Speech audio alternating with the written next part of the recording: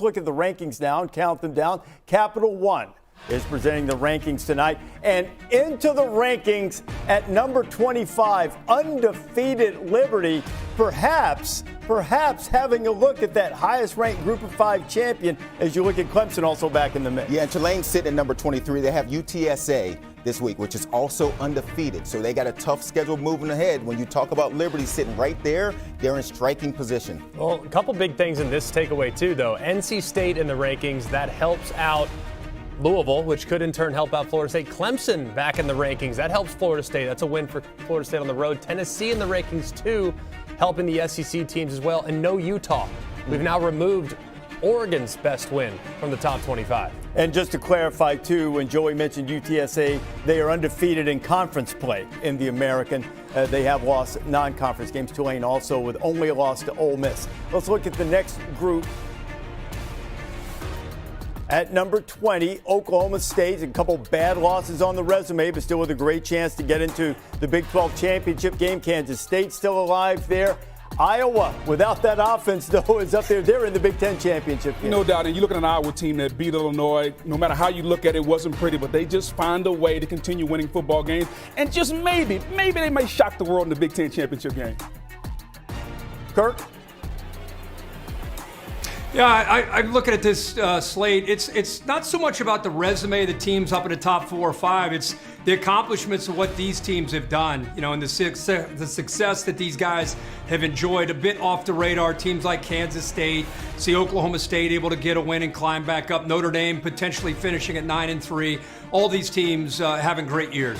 Yeah, K-State, Oklahoma State, as I mentioned, they still have a chance to win the conference. They have to have things fall right on the final weekend of the season to get into that conference championship game. Oklahoma State just needs to win, and they're in. Let's look at the next group.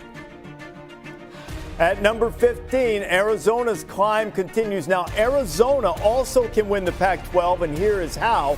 If Oregon falls to Oregon State and Arizona wins the Territorial Cup against a really struggling Arizona State team, then it would be the Wildcats that would make it into the Pac-12 title. And look at LSU sitting there at number 14, and we've had this discussion. Florida State beat LSU, and we talked resume. Who's your best wins? When you look at LSU, they're probably the best 3-loss team in the country. Where does the committee see the win that Florida State has against an LSU team that was early in the season when the AP had LSU inside the top 5? And I'm looking at this schedule, too. I'm trying to figure out the justification for dropping Oregon State 5 spots. I mean, I look at all these teams that have slid up. Oregon State sitting there sitting through 11 games at 8-3 with some pretty decent wins at their disposal, and yet they free fall. Whereas a team like Tennessee gets absolutely boat raced in 2 consecutive weeks and they drop 3 spots. So I'm trying to figure out the justification for the significant drop for the Beavers and not the Volunteers. I hear what you're saying, but some of those teams they might think are just better. Sure. Arizona beat them. Arizona beat them. Arizona beat them. So, I mean, I think that's fair, too. So, Kirk's clapping. So, the committee, whatever, man. They figured it out. They got Oregon State at 16, and we're on to the next panel. This will be a great panel, by the way, next year when we're trying to figure out who's at 12, 13, 14, and 15. That'll be a lot of fun. Okay, well, let me ask both of you guys this real quick. We got an hour show tonight. You want Oregon State higher? Who do you rank them ahead of there? I'd probably have them ahead of Oklahoma. Out of that group? Yeah, I think you could justify Oklahoma for sure. I think you could justify with how LSU's playing on defense. I think you can justify them in front of LSU, and Arizona has the head-to-head. You got to acknowledge the head-to-head, which we've talked about forever. Definitely agree with that. Where would you put them, Kirk? If you're upset about them being 16, where would you put Oregon State? I like Oregon State. I just called their game last week. They're a good football team, well coached. I'd have no problem putting them anywhere really on this panel. You could put them ahead of Ole Miss, ahead of Oklahoma. I'm not here to stand on a soapbox about Oregon State. I think they're a good football team. I just love the fact that we haven't even gotten to the top 10 and McElroy is already fired up. That's the part I love. Tennessee gets absolutely drubbed in 2 consecutive weeks. They drop 3 spots. It's hard to understand. Yeah. Let's get to number 10. At number 10 is Louisville. Louisville has the game against Kentucky this weekend. They're in the ACC championship game where they will meet Florida State. And I thought it was an impressive win. Jack Plummer, to me, he's kind of been the weak link, but he showed down against Miami, back and forth in that game. He was able to make some plays, throwing for over 300 yards. I just love his performance down the stretch in the clutch. Number 9. Missouri Tigers, Eli Drinkwitz, they pulled one out of the fire against Florida, and now they have a chance to finish with 10 wins. Yeah, and it's been a great year for Eli Drinkwitz. I mean, just a remarkable, remarkable achievement to have this team on the verge of a 10-win season. But I thought there might be a case to be made for Louisville to be ahead of them this week. NC State jumped in the rankings. Is another good win for Louisville. So I thought maybe they would jump Missouri, but with them still staying at 10, Missouri at 9, feels like Louisville has nowhere to go. What about number 8?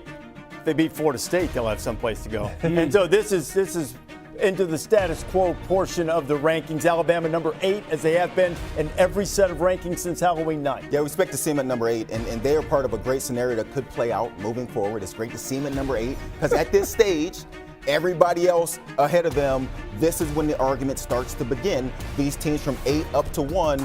If we have some things fall correctly, we should have some fun on December 4th. Well, we're going to lay out one of those scenarios for you fellas a little bit later on. Look at number 7. And like Alabama at 8, Texas Kirk has been number 7 in every ranking, just holding steady. Yep, that win obviously in Tuscaloosa has that's kind of their trump card over Alabama.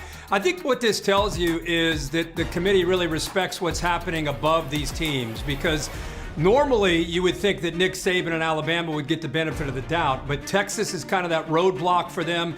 And of course, Oregon continues to not just win, but dominate people every week they play. I think also coming into play is the SEC's lack of typical performance in the non-conference schedule. I mean, they have a losing record against the ACC. Yeah. There are a few more of those games coming up this week. So I think they've treated the SEC basically the way it's played. Yeah. This year for the most part. We're going to do this a little differently tonight. Look at number 6. The Oregon Ducks still sitting there. Only loss on the resume by a field goal in Seattle. And if they can beat Oregon State this weekend, they will get another shot at Washington. And you can make an argument that they're playing some of the best football in the country. Bo Nix playing at a Heisman Trophy level, the way they run the football with Bucky Irving. I just love the physicality on defense, offensive line. Oregon, to me, is a team nobody wants to play right now. They have an amazing resume. Not at all. Excuse me. Amazing eye test. Yes. If we're looking at that. Yes. I think if you look at their efficiency numbers, both offensively and defense, but they're off the charts good. I think they are as complete as you'll find and as dangerous as you'll find in the entire sport. But the resume is terrible. They did not have a win against a team that's currently in the top 25. Utah was that win. They were 22 last week. They're now out. They're 7-4. Their next best win is against SC, who's 7-5.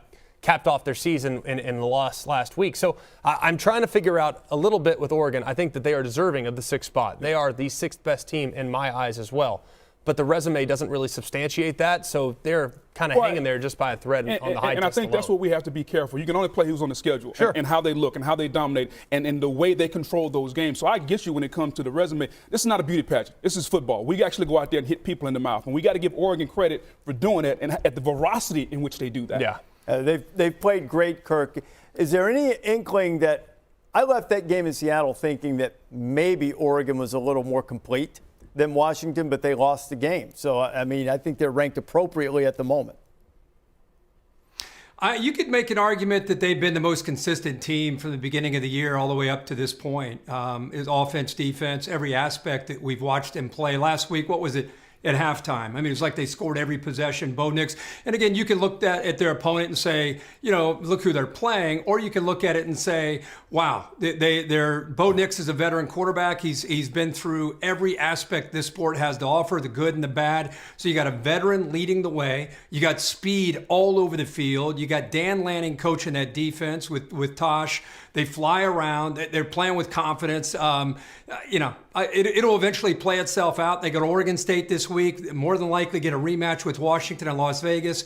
You win those 2 games, Oregon is going to be in the playoff, and they deserve to be exactly where they are, in my opinion. Oregon missed Arizona on the schedule. SC not being as good as hoped has certainly hurt their resume as well. Let's go to the top of the rankings, and we expect to see the number 1 team in the land to once again be the 2-time reigning national champion Georgia Bulldogs. At number 1, it is indeed Georgia. Yeah, there was no doubt that it was going to be Georgia. Now, I've had them ranked number 1 the entire season, but these last few weeks and what they've been able to do, Greg mentioned what they just did against Tennessee, Missouri before that. They have put their stamp on being number 1 right now. Is there separation? There is separation. Georgia and the rest of the field. And what they've been able to do, the way Carson Beck is playing, that's it, and the way he played without Brock Bowers, I think he grew up, and now Brock Bowers is back. They're the number 1 team. I mean, this team at 100%, fully healthy. We've seen it for a half against Ole Miss, and they are unstoppable. So it's unbelievable. Number 2. So Ohio State undefeated going into Ann Arbor this week. The win on the road against Notre Dame, which sort of to what Joey brings up a lot. What's the win like at the time? Notre Dame didn't play as well later, but in the moment, big road win, beating Penn State. Now the real test and the ultimate one for the Buckeyes comes Saturday against the team that we assume will be at number 3. Michigan Wolverines, so 11-0 and 11-0, and once again undefeated, 2-3 going at each other Saturday, Kirk. Yeah, that's what, if you're a fan of that rivalry or a fan of the sport, you love to see Ohio State, Michigan, Alabama, Auburn with everything on the line in that last game, and you'll get that in Ann Arbor on Saturday. Of course, all the talk about Michigan having to rally around Jim Harbaugh being suspended these last 3 games. It adds to the drama, of course, of the game, but it doesn't need anything. Look what's at stake. 11-0 and 11-0, and winner take all, advance to the Big Ten championship and more than likely into the playoff. This is a really unusual year because of the number of undefeated teams that we have left. More undefeated teams than playoff spots at the moment. Kirk alluded to Ohio State, Michigan will take care of itself on Saturday. Florida State and Washington are the 2 remaining teams. In terms of strength of record, Washington has the number 1 strength of record in the country.